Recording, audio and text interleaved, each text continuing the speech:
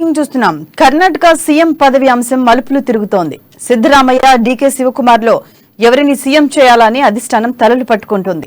ఇప్పటికే సీఎల్పీ సమావేశం ఏర్పాటు చేసిన సభ్యులంతా ఏకవాక్య తీర్మానం చేసి ఆ బాధ్యత అధిష్టానానికి అప్పగించారు.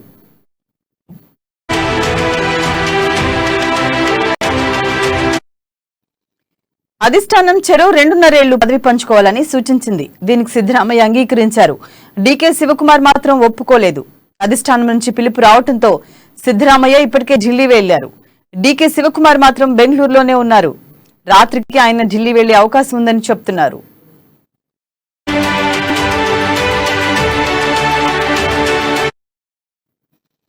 తనకే సీఎం పదవి రావాలని శివకుమార్ భీష్మించుకొని కూర్చున్నారు. తన నాయకత్వంలో 135 మంది ఎమ్మెల్యేలు గెలిచారని, 15 మంది ఎమ్మెల్యేలు పార్టీ మారినా మనోధైర్యం కోల్పోలేదని అంటున్నారు. పార్టీని అధికారంలోకి తీసుకొచ్చేందుకు అహర్నిశలు పనిచేశానని, అందుకే పదవి తనకే కావాలని చెప్తున్నారు. అంతేకాకుండా సిద్ధరామయ్యతో తనకు ఎలాంటి విభేదాలు లేవని, అధిష్టానం ఏ నిర్ణయం తీసుకున్నా కట్టుబడి ఉంటానని డీకే శివకుమార్ తెగేసి చెప్తున్నారు. దీంతో అధిష్టానం నిర్ణయంపై సర్వత్రా ఆసక్తి నెలకొంది.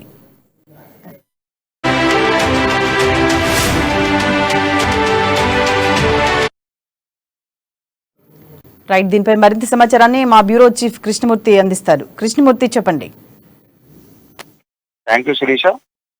కర్ణాటకలో ఎన్నికలు పూర్తయి దాదాపుగా అంటే కౌంటింగ్ ప్రక్రియ మొత్తంగా పూర్తయిపోయి దాదాపుగా 48 అవర్స్ అయిపోతానికి సీఎం గా ఎవరుంటారు అనే విషయంలో కొంత సందిగ్ధత ఏర్పడింది. సీఎం పదవికి పోటీలో 3 ప్రస్తుతానికైతే పోటీ పడతా ఉన్నారు. ఒకరు మాజీ ముఖ్యమంత్రి సిద్ధరామయ్య, రెండోది కర్ణాటక ప్రదేశ్ కాంగ్రెస్ కమిటీ అధ్యక్షుడు డీకే శివకుమార్, మూడవది పరమేశ్వరని ఎస్సీ కోటాలు ఇవ్వాలని చెప్పేసి ఆయన కూడా అడుగుతా ఉన్నట్టుంది. మరోవైపున ముస్లిం ఎమ్మెల్యేలు కొంతమంది తమ వర్గానికి ఇవ్వాలంటూనే తమ వర్గానికి సీఎం పదవి ఇస్తే సరే, లేదంటే 5 మంత్రి పదవులు కీలకమైన శాఖలు ఇవ్వాలని చెప్పేసి వాళ్ళు కూడా అధిష్టానం వద్ద తమ ప్రతిభను అంటే ఎవరి కథం వాదించారు. ఈ విషయంలో నిన్న భేటీ అయినటువంటి సిఎల్పి సీఎం అభ్యర్థిని ఎవరు అనేది ఎన్నుకోలేక ఏకవాక్య తీర్మానంలో కాంగ్రెస్ అధిష్టానానికి సీఎం ఎంపిక విషయాన్ని వదిలేశారు. దీంతో ఢిల్లీకి సీఎం అభ్యర్థి విషయంలో ఢిల్లీ అధిష్టానం ముందు ప్రస్తుతం ఉన్నది. దీని ఢిల్లీ అధిష్టానం కూడా ఏం తీర్చుకోలేకపోతుంది.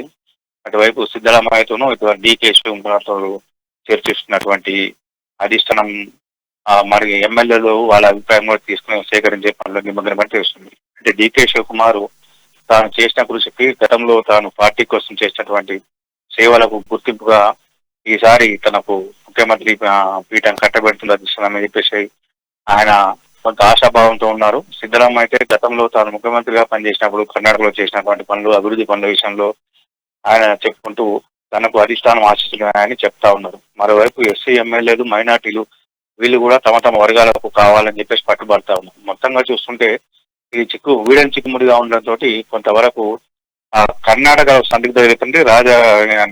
ఎన్నికలు పూర్తయినప్పటికీ కౌంటింగ్ ప్రక్రియ మొత్తానికి పూర్తయి స్పష్టమైన మెజార్టీ కాంగ్రెస్ కి వచ్చినప్పటికీ సీఎం అభ్యర్థి ఎవరు అనే విషయంలో కొంత తేలకపోవడంతో సందిగ్ధం ఏర్పడింది.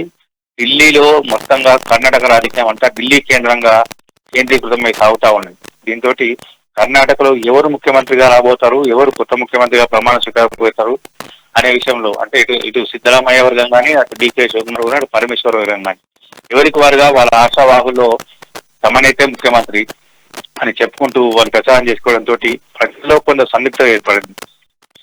పూర్తి స్థాయి మెజార్టీ, సంపూర్ణ మెజార్టీ సాధించినప్పటికీ అభ్యర్థి విషయంలో అధిష్టానం చేయకపోవడం పట్ల ఇప్పుడిప్పుడే కొంత విమర్శలు కూడా వెల్లివెత్తా ఉన్నాయి. అంటే స్పష్టమైన మెజార్టీ ఇచ్చినప్పటికీ, ఏ పార్టీ అవసరం లేనప్పటికీ కాంగ్రెస్ పార్టీ అంటే అభ్యర్థిని చేర్చడంలో కొంత ఇబ్బందికర పరిస్థితులు ఉన్నది. అంటే కాంగ్రెస్ లో ప్రజాస్వామ్యం విస్తృతంగా పాడవుతుందన్న అపవాదం మరోసారి మూటగట్టుకునే ప్రమాదమే ఉంది. Sirisha. Thank you Krishnamurthy. I just want to communicate to all my media friends. Since today is my birthday, a lot of people have come to wish me.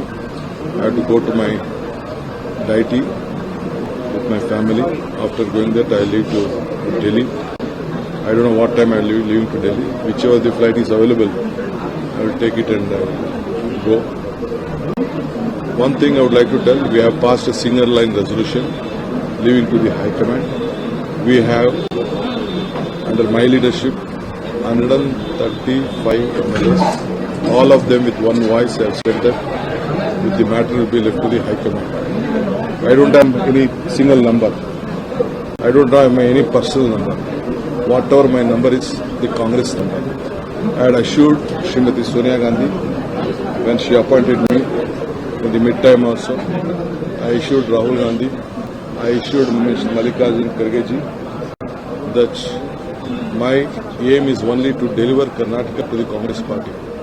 Even when she appointed me, even at the our conclave which was being held at Rajasthan, we assured her that in the Raipur also that we all will work unitedly and deliver Congress party to Karnataka to the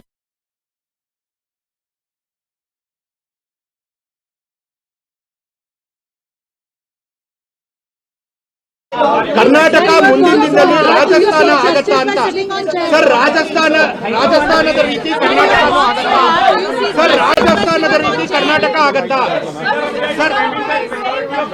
Yathish, ನೀವು ಒಬ್ಬೊಬ್ಬರಿಗೆ ತಗೊಳ್ಳಿ. I don't want to answer to any claims or anything. I am a man, single man. I believe in one thing.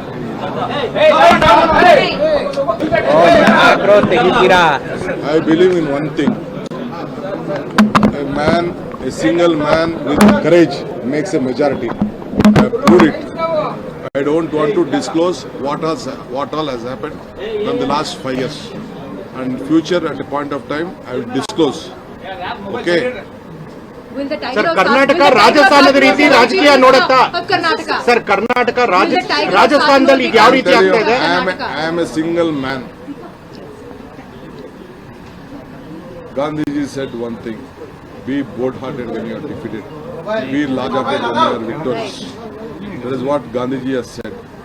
So when we defeated, when all our MLAs went out of party,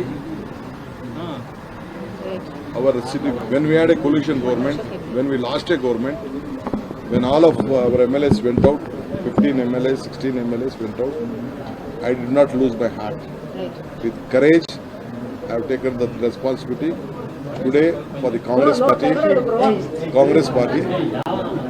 Mr. Mallikarjun Kharge, our senior leader from the state, he has his stakes on the state.